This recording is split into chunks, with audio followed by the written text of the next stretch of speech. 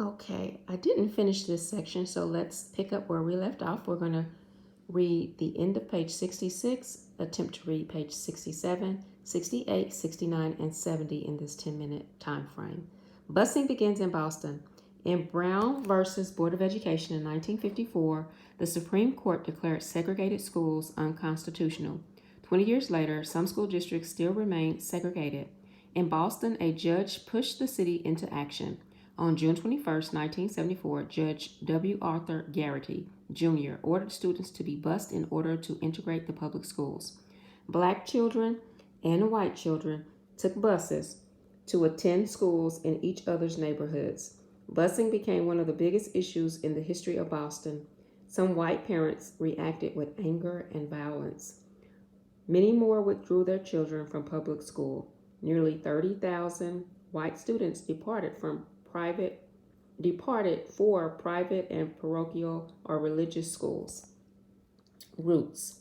For 8 consecutive nights in January 1977, ABC TV aired Roots, the saga of an American family. The miniseries was based on a best-selling book by Alex Haley, an African American. Roots traced the story of Haley's family from Africa to the United States. It was one of the most watched programs in television history and introduced audiences to a variety of talented African American performers. Roots was nominated for 37 Emmy Awards and won 9. Haley was also known for his previous bestseller, The Autobiography of Malcolm X. James Allen Mcpherson wins Pulitzer. Born in 1943 in Savannah, Georgia, James Allen Mcpherson discovered his love for reading at the colored branch of his local library. He won a national short story contest while attending Harvard Law School, and his story was published in the Atlantic Monthly. After law school, he got a master's degree in creative writing from the University of Iowa. Mcpherson taught at the University of Virginia before returning to Iowa, where he taught until his retirement in 2014.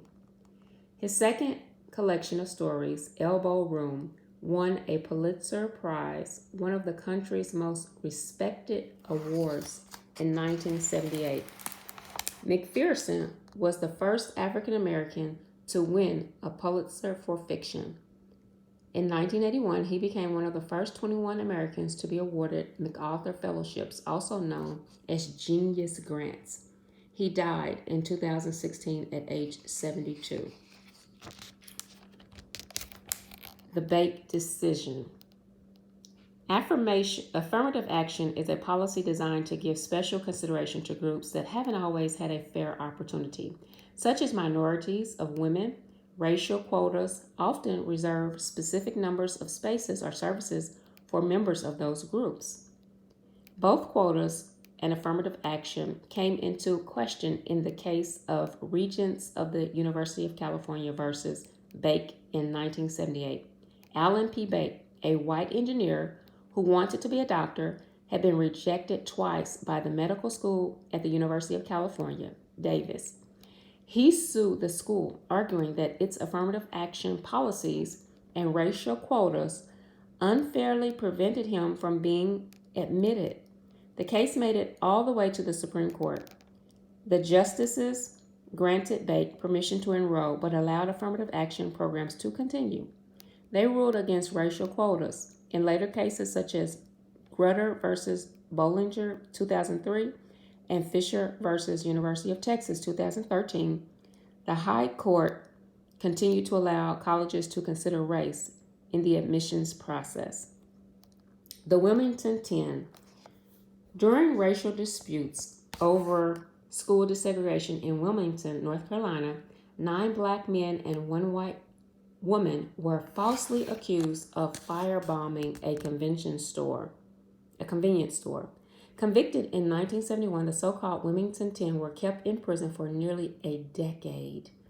They attracted support from all over the country as people like James Baldwin, Andrew Young, and others called for their release. Thousands of their defenders marched to Washington in 1978 demanding justice. All 10 were released by 1979. Their convictions were overturned in 1980 after it was discovered that prosecutors had bribed witnesses and tampered with the evidence. The governor of North Carolina officially pardoned or forgave the Wilmington 10 in 2012. Martin Luther King Day. Just days after Martin Luther King's death in 1968, his supporters began a long campaign to remember and honor him. Representative John Conyers introduced a bill proposing to make his birthday a national holiday. States began to declare King's holidays in the 1970s. States began to declare King holidays in the 1970s, but Congress didn't act on it until 1979. During a floor vote, Conyers' proposal failed to win approval.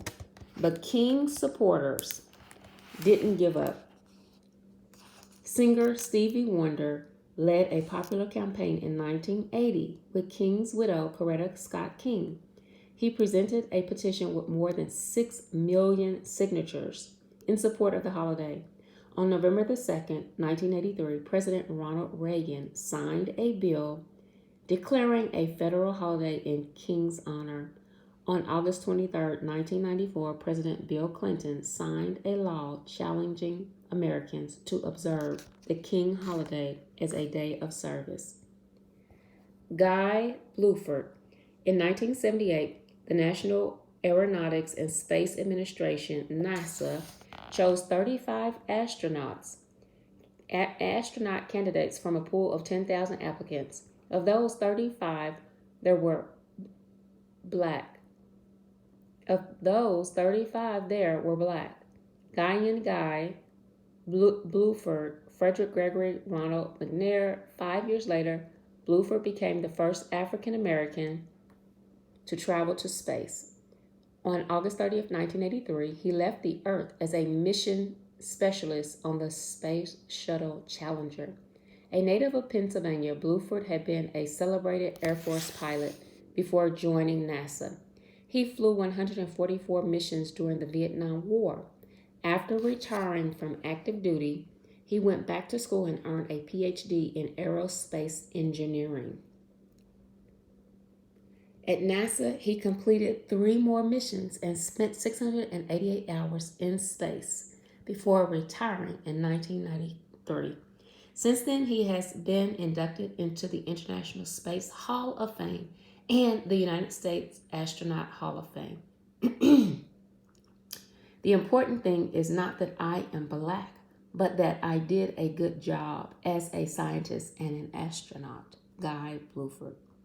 Black billionaire.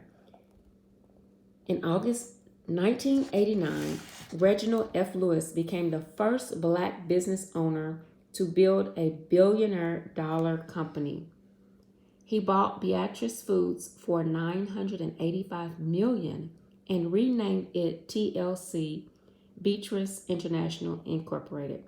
Lewis was a Baltimore native and a graduate of Harvard Law School. Before buying Beatrice, he was a corporate attorney and a Wall Street investor. Also in 1987, Lewis established the Reginald F. Lewis Foundation. It made $1 million donations to nonprofit programs and organizations, including Howard University and Howard Law School. The Reginald F. Lewis International Law Center is the first major facility at Howard named in honor of an African American. After Lewis's death in 1993, his foundation donated $5 million toward the construction of a new African American museum in Baltimore, named after him. The museum opened in 2005. And we are at 9 minutes and 35 seconds, and we're just now getting to page 70. So we are going to save this page for our next read. Okay, thank you for tuning in to today's storytime lesson from the book titled A Child's Introduction to African American